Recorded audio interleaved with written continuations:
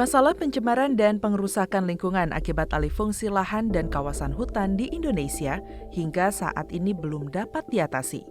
Masalah tersebut membuat Indonesia berada dalam jurang krisis lingkungan hidup dan terancamnya keanekaragaman hayati. Salah satu kasus yang menjadi sorotan Komisi 4 DPR RI saat ini adalah kerusakan hutan mangrove akibat alih fungsi lahan secara ilegal di kawasan pesisir pantai Provinsi Kepulauan Riau. Hal itu diketahui berdampak pada terganggunya rehabilitasi dan pemulihan ekosistem mangrove di wilayah tersebut.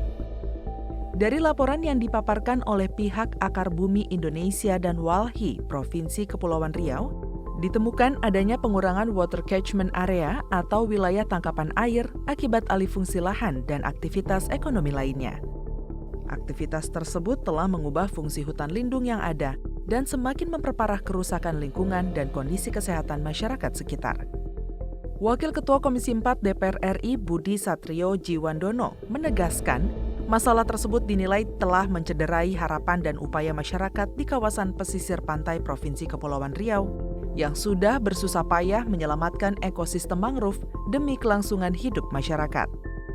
Ia juga menyayangkan daerah aliran sungai dan hutan di Provinsi Kepulauan Riau rusak parah akibat alih fungsi kawasan hutan menjadi perkebunan kelapa sawit dan pertambangan batu bara.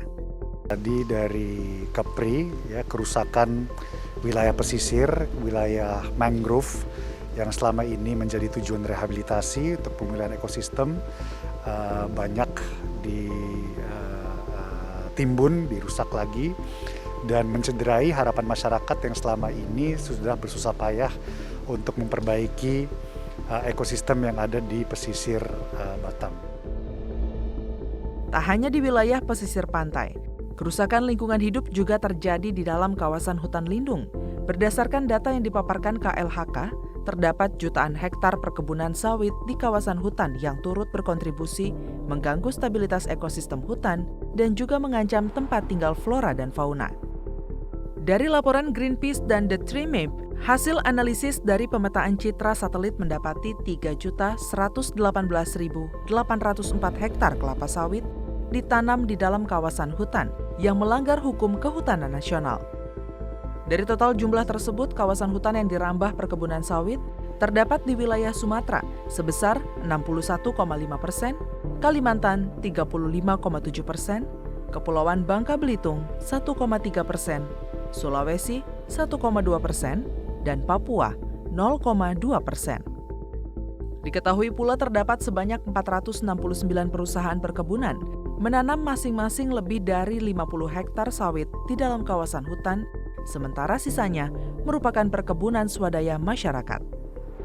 Menyikapi hal tersebut, anggota Komisi 4 DPR RI Suhardi Duka mengajak seluruh pihak, baik pemerintah maupun lembaga swadaya masyarakat di bidang lingkungan, untuk bersama-sama mengatasi dampak kerusakan lingkungan akibat alih fungsi kawasan hutan yang tidak semestinya. Ia juga berharap Direktorat Jenderal Penegakan Hukum Lingkungan Hidup dan Kehutanan Kementerian Lingkungan Hidup dan Kehutanan dapat menindak tegas korporasi dan pengusaha yang terbukti telah menjarah, mengeksploitasi, dan merusak kawasan hutan lindung agar dapat menyelamatkan Indonesia dari jurang krisis lingkungan hidup yang lebih parah. Tentu kita ingin melihat bahwa kami juga Komisi 4 ingin menyelesaikan persoalan ini. Kalau betul-betul itu milik rakyat, tentu kita akan berikan kebijakan. Kita akan usulkan untuk bisa mengeluarkan dari kawasan hutan, supaya ada kepastian hukum terhadap kepemilikan. Iya, memang ditemukan bahwa memang lebih 3 juta hektar ini dirambah oleh masyarakat dan juga di Tenggarai dirambah oleh perusahaan. Dan saya melihat bahwa lebih banyak korporasi yang merambah. Karena selama ini kalau korporasi, bayangkan tidak bayar PBB, tidak bayar pajak, jadi dia sudah merambah hutan, tidak bayar pajak lagi, jadi 2 kali negara rugi.